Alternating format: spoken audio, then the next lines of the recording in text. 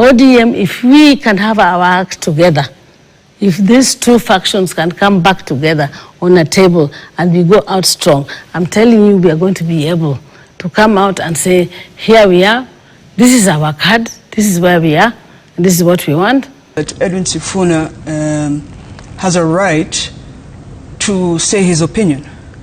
And even though you may like or may not like what he says, he is an elected leader that represents a certain people, and he has a right to speak whatever it is that he would like to speak. Kenyan politics is not just shifting, it is realigning from the inside. And this time, the spotlight turns to Ruth Odinga. In a recent television interview here in Kenya, the veteran ODM figure did not just shout. She did not attack. She did not escalate. But her words carried weight. The kind of weight that signals deeper undercurrents inside the Orange Democratic Movement. And the question that is now shaking corridors of power: is Ruth Odinga quietly taking a side in the ODM storm? That's food for thought. But before we continue, take a moment to visit our YouTube channel, subscribe for more in-depth political analysis, like the video, and share it widely so that we can keep the conversation going. Back to the story. Speaking calmly but firmly, Ruth Odinga emphasized unity. She warned against emotional reactions and political purges. And without directly naming enemies, she made it clear that ODM cannot cannibalize itself in moments of disagreements. And observers immediately connected her remarks to the ongoing pressure around Edwin Sifuna, who was the party's Secretary General. In the interview, Ruth reportedly defended institutional stability. She argued that leadership positions within ODM must not become tools for settling political scores. And that is where the political temperature rose. Very great if we as a party would come together and sit together and say that, yes, this is different ideologies. Everybody's coming up with their different ideologies. But if we can then be given time, to sit down as a party and bring these divergent views together so that we can be able to then form ourselves, be strong. I come from the group that says we must stay together. And I have been saying this from the word go, even when my brother died, that we must remain united and we must stay together as a party. We must not go on the different divergent trajectory to the point that we are so divergent that we can't come back together. I still believe that ODM stands on the ideology that we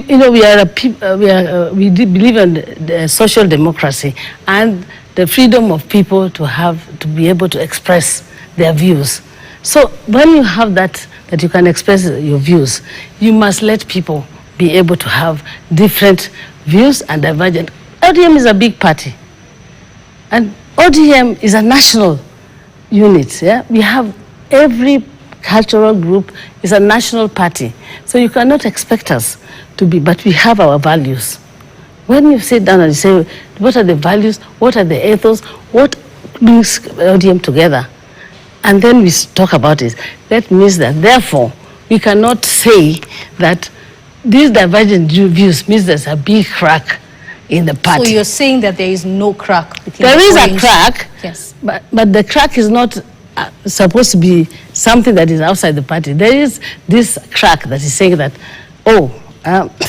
we are saying that this is 1 term, 2 term, and I'm saying we don't even need to go there as 1 term, 2 term, because that's not part of what we talk about as ODM. What is the ODM values? What does ODM want? While some voices within ODM have demanded accountability and discipline, Ruth's tone suggested caution, even protection. Another name that is quietly hovering in this storm is Oburu Odinga. As internal disagreements ripple through ODM, questions are emerging about family dynamics and political alignments. Is there silent divergence within the Odinga political circle itself? And while there is no open confrontation, political watchers are asking, if Ruth appears to defend Sifuna's continued stay as Secretary General, does that indirectly place her at odds with the leaders who believe the party needs a reset? Is this ideological or strategic. The values of ODM and the ethos and what we stand for as a party is really important, because you remember that this party was formed because of the people. And that's really a key thing for me, because where we are divergent and where I diverge from most of the people is where we now forget about people and start looking at our own selfish or maybe needs for this party. And therefore, that's where you see people coming in with extremisms, where people talk about, what do you call, 2-term, 1-term, Linda Ground, Linda Wananchi, and all that. And they're forgetting that what is ODM stand, what does ODM stand for? Because that, to me, is what the party leader, Raila Odinga, and the founder of the party was really looking at. Remember that Orange Democratic Party was started on the ethos of the European movement of Orange movement, and that was for the people to be able to have their own space of being able to express themselves and then having legitimate elections and all that. And that is what we really stand for, and for me it's a very key point. So I want to tell you very expressly that ODM as a party is not keen on all this 1-term, 2-term leader. You're leadering Wananchi and you're leadering ground. What is the difference? Because you cannot lead a ground without Wananchi. And you cannot lead a Wananchi without a ground. Because Wananchi is the ground. So even when you look at all these new fashions or groupings that they're bringing in and diverting from what ODM is about, then this is what is causing the chaos in this party. We need to bring ourselves back and remember that ODM is a party which stands for, it is, our slogan is Tuko Tayari. Yeah? And then our symbol is Chungwa, Maisha Bora, and then our color is orange. Yeah, not yellow, green, brown, orange, and what have you. And when we go back to getting ourselves sensibly into what Orange Democratic Party and movement is and the values of this party and what it stood for and the people, we are going to lose sight. And that's where I come from, that first of all, we are for the people. Who is talking about the people and who is looking at what the people want? You understand?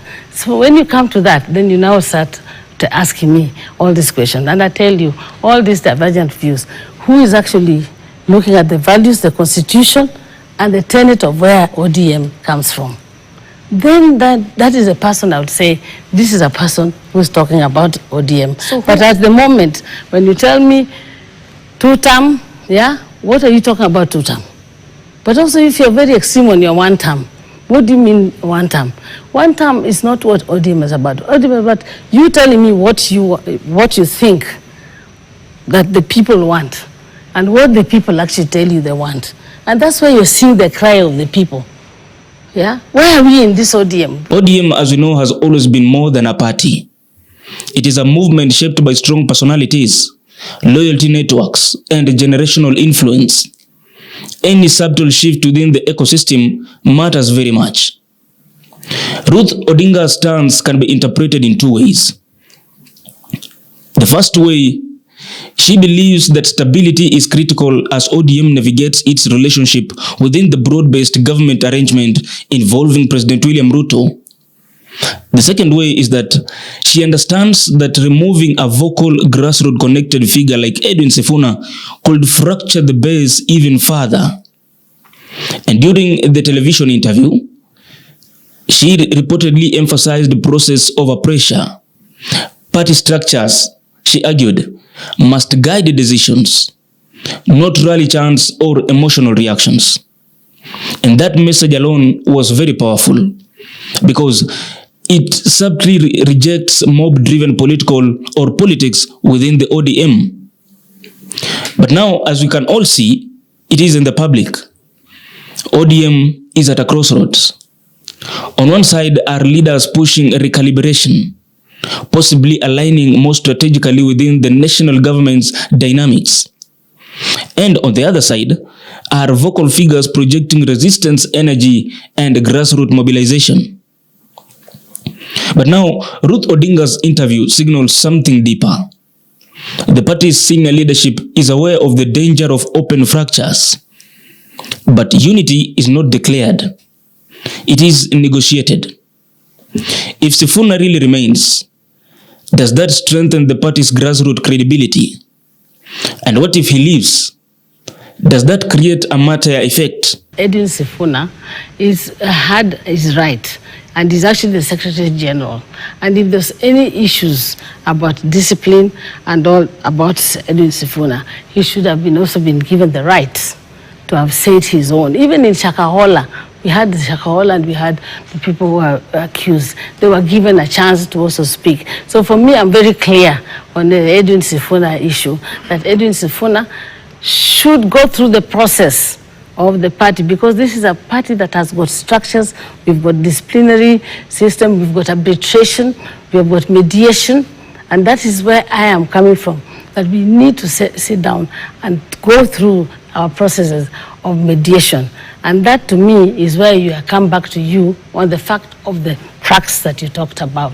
Because I believe that there's one faction that is talking about going off, and that they're saying that the party is leaving the ethos that they have, and the other one that believes that we should go on with the talks and have our two-term and join the other and join with the present government and see a future with that.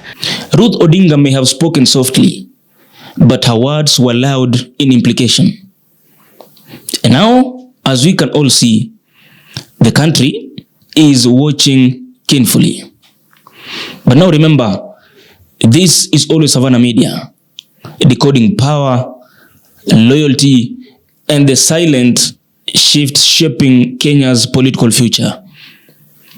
That is the story of today. But remember to always subscribe to Havana Media, like the videos, share the link, and of course, make sure that you comment below each and every video. My name is Oburu.